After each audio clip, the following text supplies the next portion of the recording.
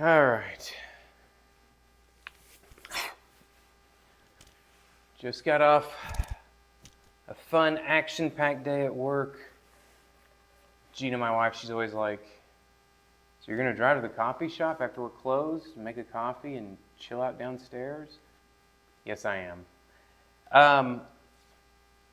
No, one thing that I had recently found, it was a little bit ago, but I'm not even sure what is this, digital voice recorder. So I played it, and I knew it had been a while back, and then I finally was able to figure out, let's see here.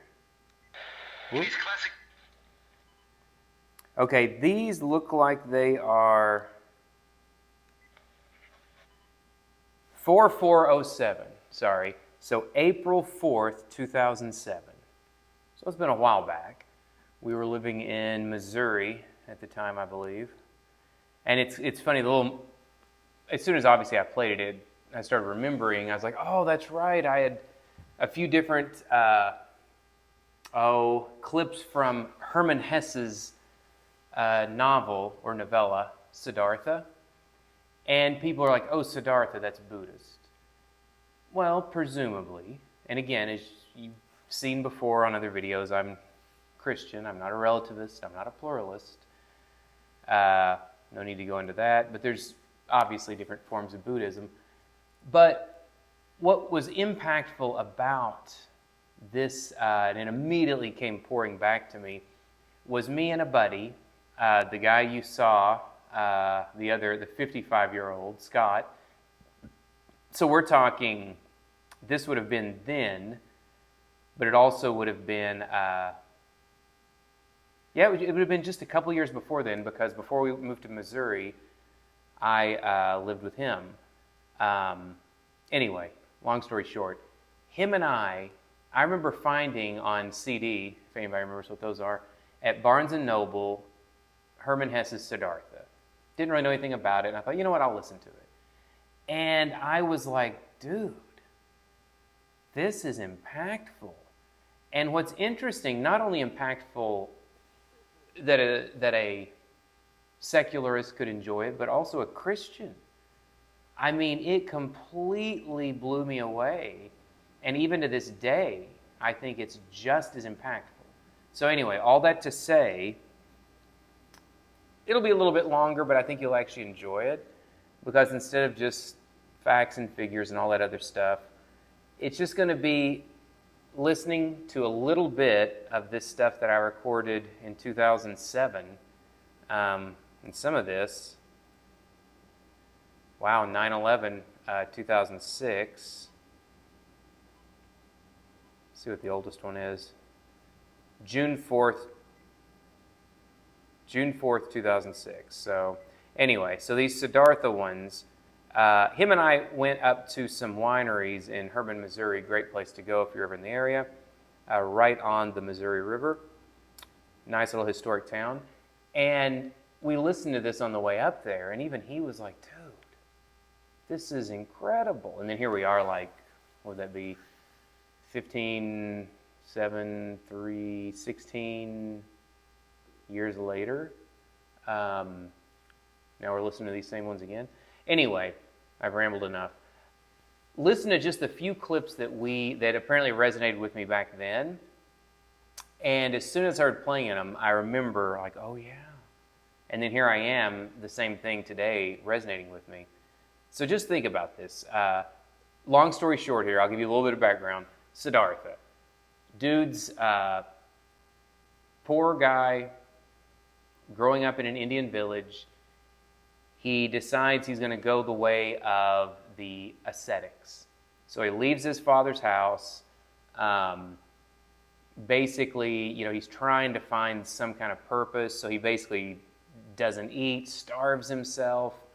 And then he finally realizes this isn't it. It's not doing it. And him and his friend Govinda take off.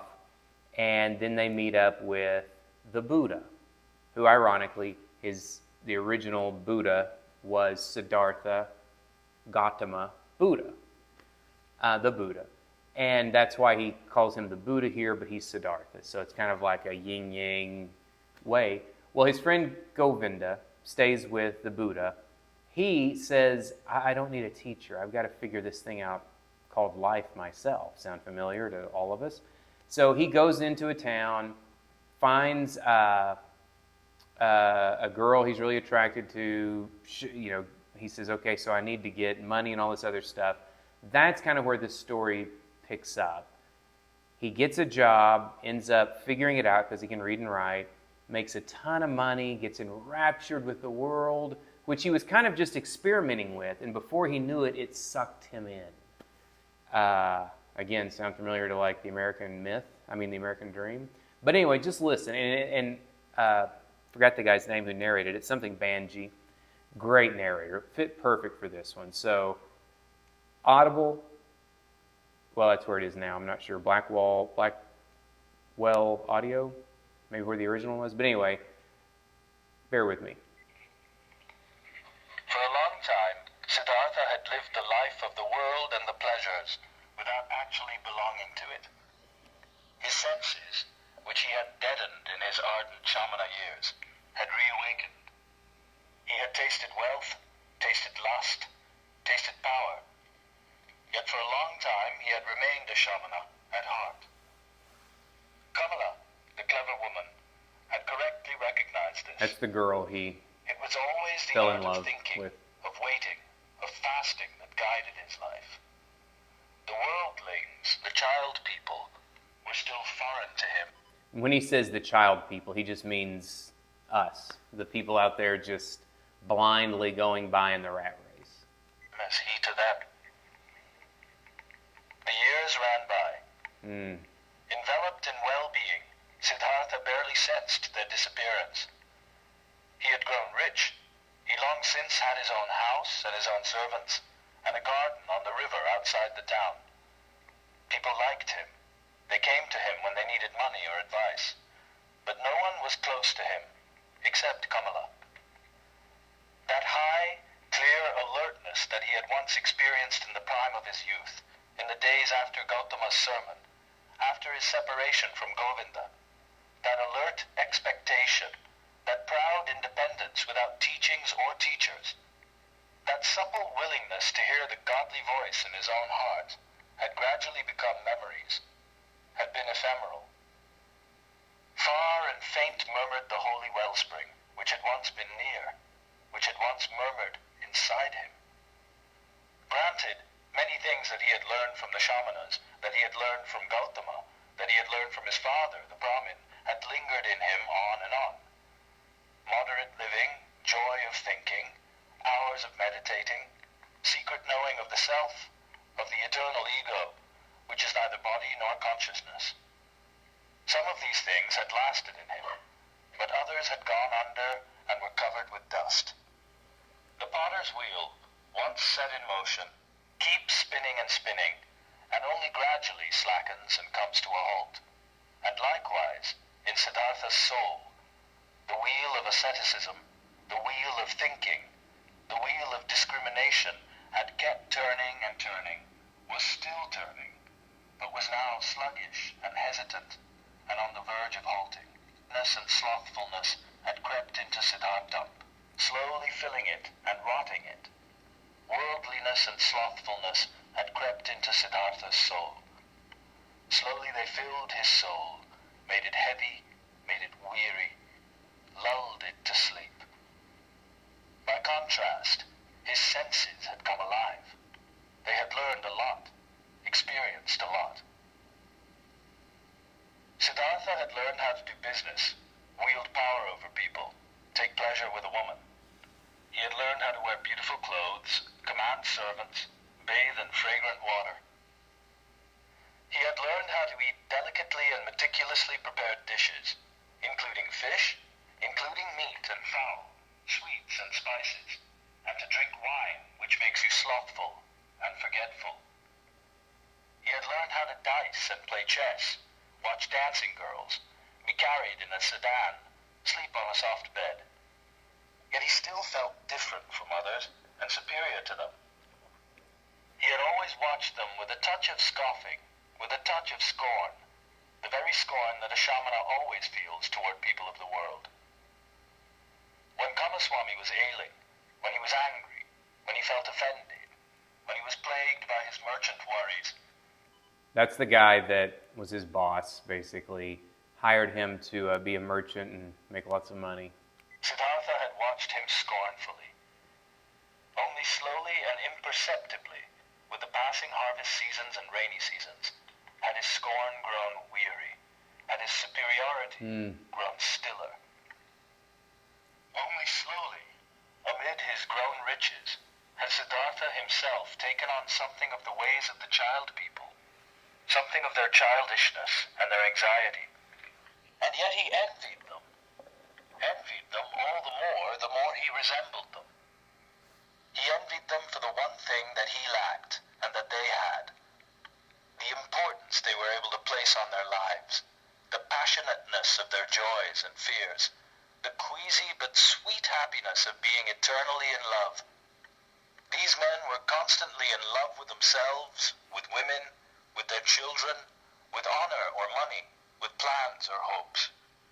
But this was not what he learned from them. Not this childlike joy and folly. What he learned from them were the unpleasant things, the things that he himself despised. It happened more and more often that in the morning, after a convivial evening, he would lie and linger on in bed, feeling stupid and tired. Hear that? It happened that he became annoyed and impatient when Kamaswami bored him with his worries. That too. It happened that he laughed all too loudly when he lost at dice. His face was still wiser and more spiritual than others, but it seldom laughed, and it took on, one after another, those features found so often in the faces of the rich, those features of discontent, sickliness, sulkiness, sluggishness, lovelessness. Slowly he was stricken with the spiritual illness of the rich. Siddhartha did not notice. He noticed only that the clear and certain inner voice, which had awoken in him long ago and had always guided him in his luminous times, had now grown still. The world had captured him.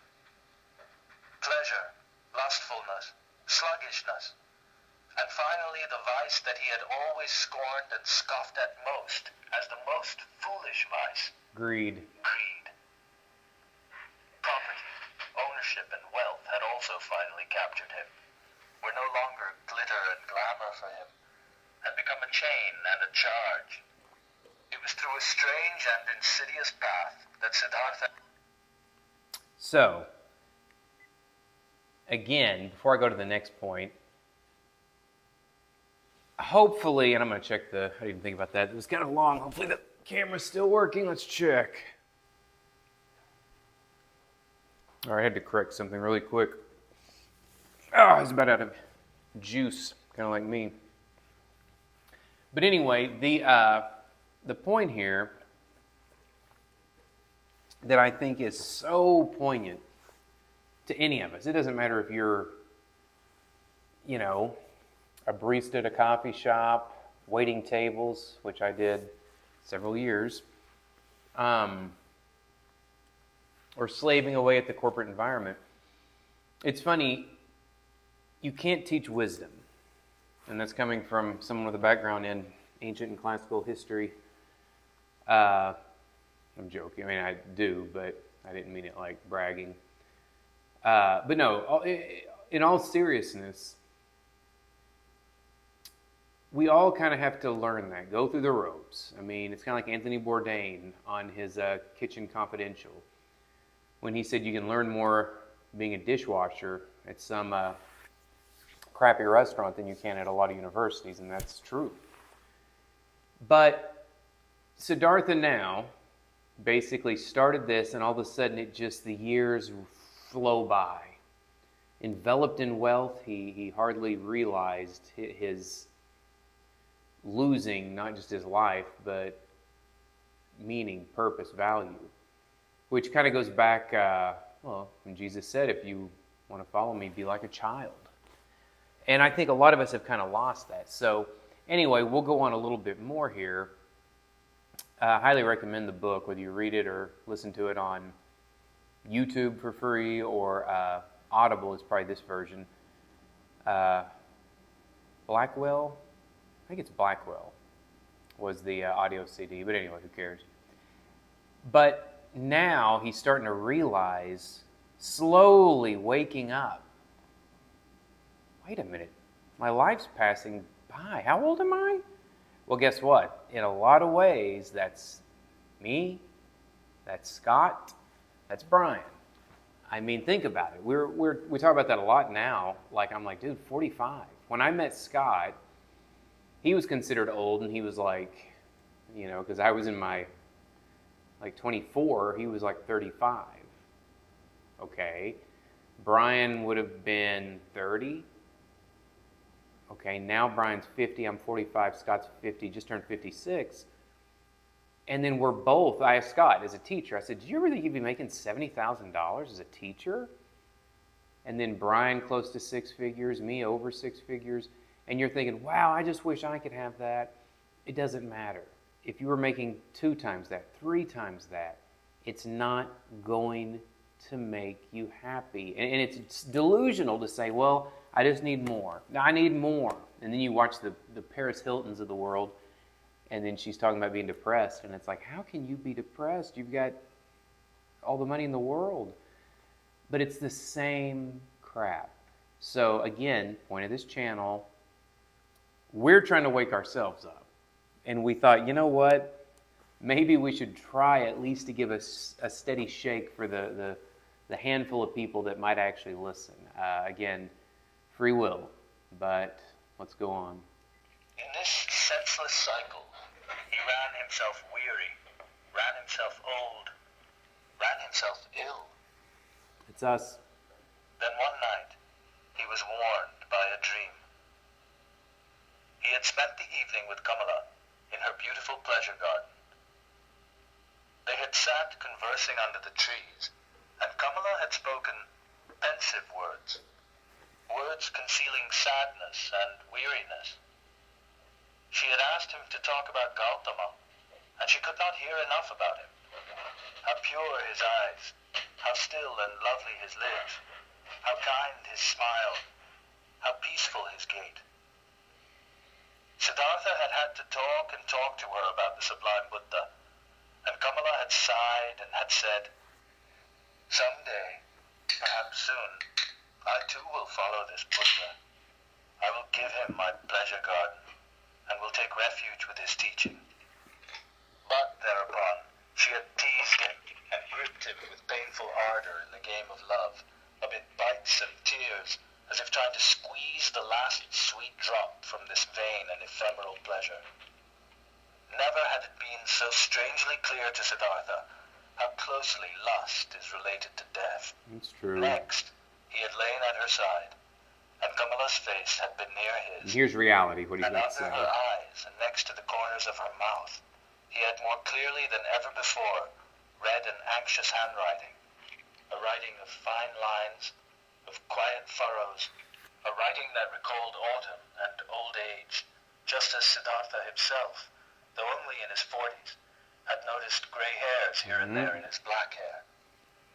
Fatigue was written on Kamala's beautiful face, fatigue caused by going a long way that has no cheerful end, fatigue and the start of fading, and secret, unspoken, and perhaps not even conscious anxiety, fear of old age, Fear of autumn.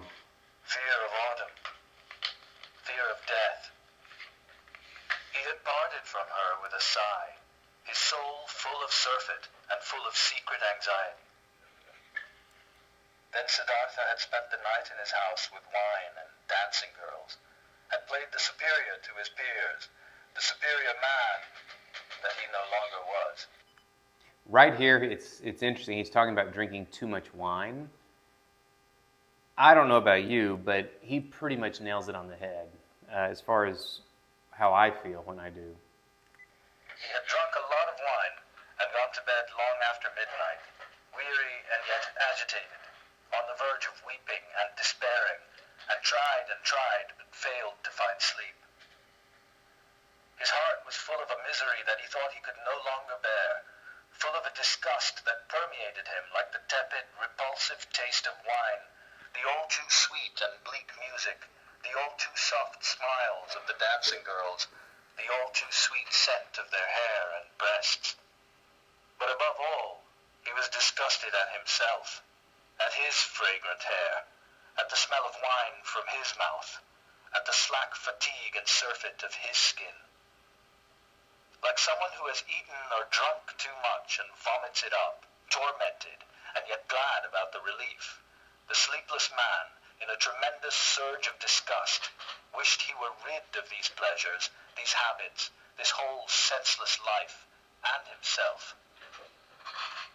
It was not before the glow of morning and the first bustle outside his townhouse that he fell asleep, that he found a half-numbing, an inkling of sleep for a few moments. And in those moments, he had a dream. What's funny about this dream, really quick, it didn't even dawn on me what this was basically a reference to. Keep in mind, Siddhartha was written 100 years ago last year, so 101 years ago. But basically, the bird in the gilded cage, or a guy, I'd never heard that expression. He made the comment because he did work at Walmart, and he was more kind of a hippie. But he made the comment of golden handcuffs. It's like you want to leave, but those handcuffs, even though you're handcuffed, they look so nice. They're solid gold. Yeah, but you're handcuffed. But look at them. It's pretty. It's solid gold. But you're handcuffed. Kamala kept a small, rare songbird in a gold cage. He dreamed about this bird. He dreamed that this bird, which normally sang in the morning, had grown mute, and noticing this, he went over to the cage and peered inside. The little bird was dead, lying stiff on the bottom. He took it out, weighed it in his hand for a moment, and then threw it away, out into the street. And at that same moment, he was terribly frightened, and his heart ached as if, with this dead bird, he had thrown away all value and all goodness. Jumping up from this dream, he felt a profound sadness.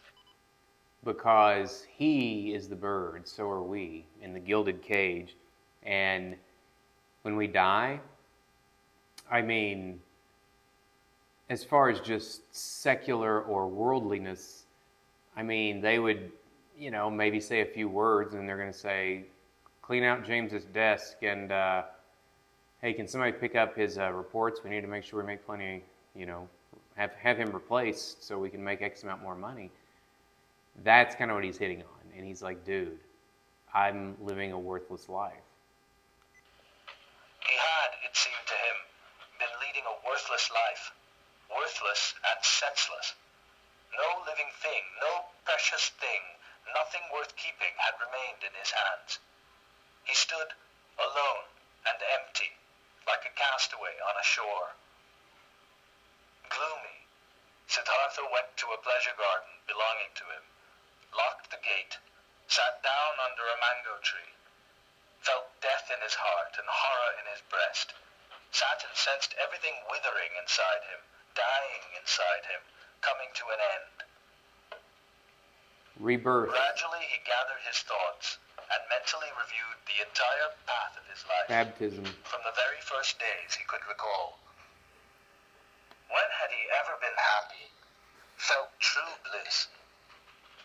Oh yes, he had experienced it several times. In his boyhood, he had tasted it when garnering praise from the Brahmins, when he, far ahead of others his age, had excelled in reciting the sacred verses, debating with the scholars, assisting at a sacrifice. At such times he had felt it in his heart. Now, people will ask,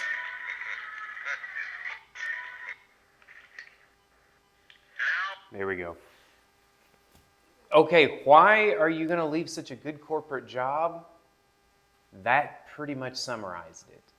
And then it's funny because another really short clip from that novel, if somebody says, well, dude, why don't you and those bozos just stay and tough it out? Couldn't you stay a little longer?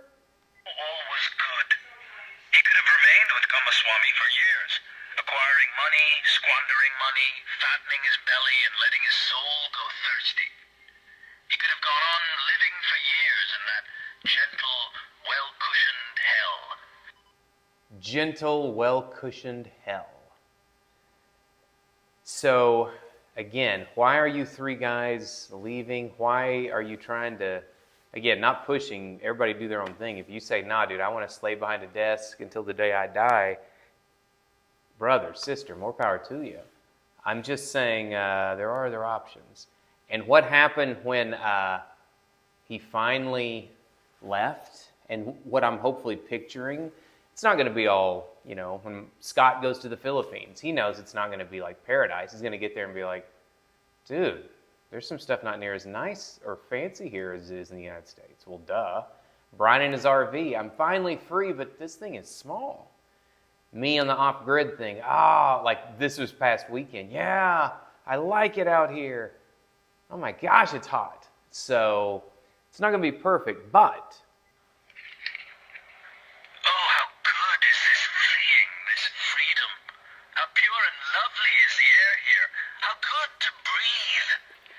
In the place I ran away from, everything smelled of salve, of spice, of wine, of surfeit, of sluggishness.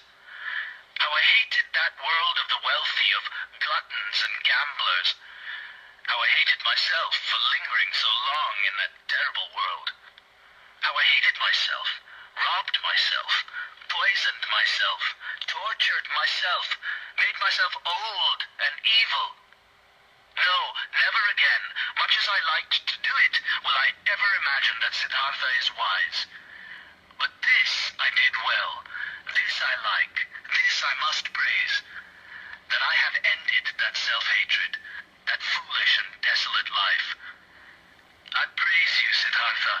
After so many years of folly, you again had an idea. You did something. You heard the birds singing in your breast, and you followed it. could be the Holy Spirit, whatever you want to call it, intuition, but I don't think we're meant to be, everybody has their excuse, spare me. Again, just think about it, leaving the Matrix, red pill, blue pill, everyone in the world has an excuse for why they have to take the blue pill.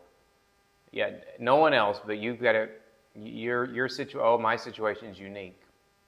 Okay. So again, think about it and do yourself a favor. Skip the football game this weekend or whatever sporting event it is, and the novella, short novel, Hermann Hesse, 1922. It's a short one. Do yourself a favor and you ought to read it.